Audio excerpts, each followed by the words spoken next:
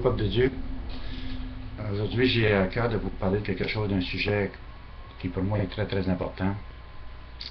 Vous savez, c'est si important pour un chrétien, une chrétienne d'être rempli du Saint-Esprit. Il faut bien comprendre le mot ici, rempli du Saint-Esprit. Je vais vous donner un exemple. La première fois qu'on emplit un verre d'eau, on va dire j'emplis un verre d'eau. Donc, c'est la première fois. Mais aussitôt qu'on reprend pour remplir de nouveau un verre d'eau, qu'on emplit de nouveau un verre d'eau, on va dire j'ai rempli un verre d'eau. Donc, le mot remplir, ça ne veut pas dire juste, c'est pas seulement la première fois, ça ne veut pas dire la première fois. La première fois qu'on emplit un verre d'eau, on dit on emplit un verre d'eau. Et la seconde fois, et 3 et 4 fois, tout ce que c'est qui suit par après, je remplis de nouveau un verre d'eau. Donc, c'est important de comprendre ça, parce que quand il dit soyez remplis du Saint-Esprit, c'est pas seulement une fois, puis c'est tout, c'est terminé, c'est suffisant.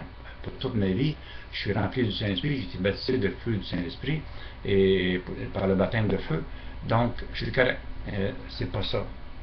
Quand on dit soyez remplis du Saint-Esprit, c'est quotidiennement, à tous les jours, un chrétien, une chrétienne doit être rempli du Saint-Esprit pour marcher pleinement dans les voies de Dieu et marcher par l'Esprit de Dieu. Donc, quand on regarde ici, moi je prends beaucoup la version Parole vivante, que j'aime beaucoup travailler avec, parce qu'elle me donne beaucoup, déjà, c'est décrit des révélations de Dieu. Donc, il est écrit ici dans Éphésiens 5, 17, le secret d'une vie de plénitude. Chaque chrétien et chrétienne a la plénitude de Dieu en lui ou en elle. Sauf que, est-ce que c'est combien le pourcentage vraiment réel que la plénitude de Dieu se manifeste dans nos vies? Ça, c'est une autre question qu'on doit se poser, parce que Dieu est lui-même en chacun de nous, sauf que qu'est-ce que c'est qu'on laisse infiltrer dans nos vies? Ça diminue la plénitude de Dieu. Si on désobéit à Dieu, c'est certainement pas dans la plénitude de Dieu qu'on fait ces choses-là. Donc il y a quelque chose qui ne doit pas être là. Mais il y a une vie, il est écrit ici, mais il y a un secret d'une vie de plénitude. Il est écrit ici, dans Éphésiens 5.17, c'est pourquoi ne soyez pas déraisonnables et imprudents. Ne vivez pas en dilettante, mais à travers tout ce qui vous arrive et en toutes circonstances, cherchez à comprendre ce que le Seigneur veut vous dire, puis tenez-vous fermement à ce qu'il vous demande. C'est la voie qui mène à une vie de plénitude. Voyez-vous, il y a une voie qui nous mène à la vie de la plénitude en Dieu. Ne cherchez pas l'ivresse que produit le vin, cela mène à une vie déréglée, au libertinage et à la perdition, mais buvez à longs traits à la coupe de l'Esprit et laissez-vous constamment de nouveau remplir par le Saint-Esprit et cherchez en lui votre plénitude. Chaque croyante doit chercher en Dieu sa plénitude. Pas seulement une petite partie, mais sa plénitude. Que votre joie déborde dans vos entretiens fraternels, que ça s'exprime par des chants, des psaumes, voyez-vous le chemin ici, par des chants de psaumes, d'hymnes et de cantiques inspirés. De tout votre être, chantez et jouez pour Dieu, et que du secret de votre cœur, une musique s'élève sans cesse vers lui.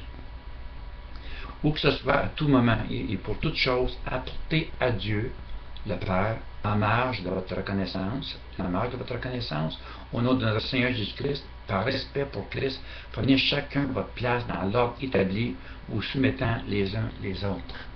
Donc il est important quotidiennement d'être rempli du Saint-Esprit par des témoignages, par des enseignements, par des cantiques inspirés, par des psaumes, par des partages, dans la prière.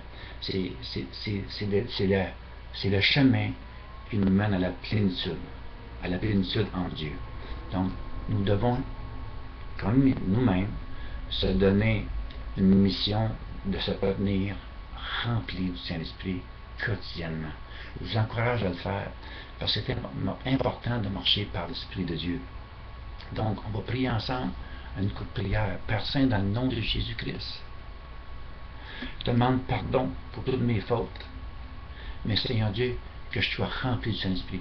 Que le Saint-Esprit verse sur moi une onction de sagesse pour que je puisse toujours chercher ta face à être rempli du Saint-Esprit par l'Esprit de vérité.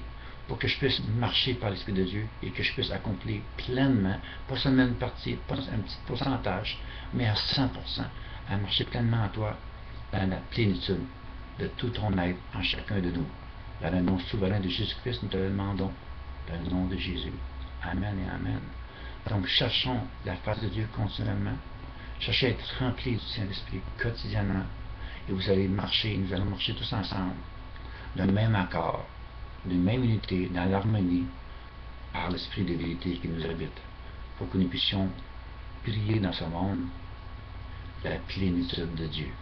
Que les gens soient bénis, rencontrés, et pour que nous-mêmes, nous puissions être bénis continuellement et que nous puissions marcher dans la paix en Jésus-Christ, pour sa gloire. Ne prenez jamais la gloire. La gloire va seulement à Dieu. Refusez toujours la gloire. N'acceptez jamais ça, de personne, mais que la gloire soit rendue à Dieu, pour que vous ne perdiez point votre onction. Dans le nom de Jésus-Christ. Amen. Passez une belle journée et je vous encourage à chercher la face de Dieu. Parce que oui, il y a un chemin qui nous mène, chercher en lui votre plénitude. Il y a un chemin qui nous mène à la plénitude de Dieu. C'est de demeurer en lui, comme nous connaissons si bien dans ses enseignements. Donc, bonne journée. J'ai eu un moment merveilleux encore aujourd'hui avec vous, un court moment, mais j'ai à cœur vraiment de partager des courts enseignements avec vous tous les jours, pour que nous puissions prendre contact. Si vous avez des questions, vous pouvez me rejoindre, vous pouvez m'écrire. J'ai plusieurs sites en mon nom, donc ça me ferait un plaisir de vous parler et de prier avec vous, et pour que vos besoins soient rencontrés. Car Dieu est amour, Dieu est un Dieu de compassion. Donc il faut comprendre des choses que nous devons comprendre ensemble pour que nous puissions marcher dans la joie et écrit dans la parole de Dieu. Réfusez-vous toujours, puis marchez dans la joie de l'Éternel. Vivez la joie en l'Éternel. Chaque chrétienne va se réjouir, et surtout de comprendre que nous sommes si bénis d'être un enfant de Dieu, parce que notre habitacle n'est plus dans ce monde, mais dans le royaume du Père, qui nous attend, et qui nous est préparé aussi. Donc, passez une belle journée en Jésus-Christ.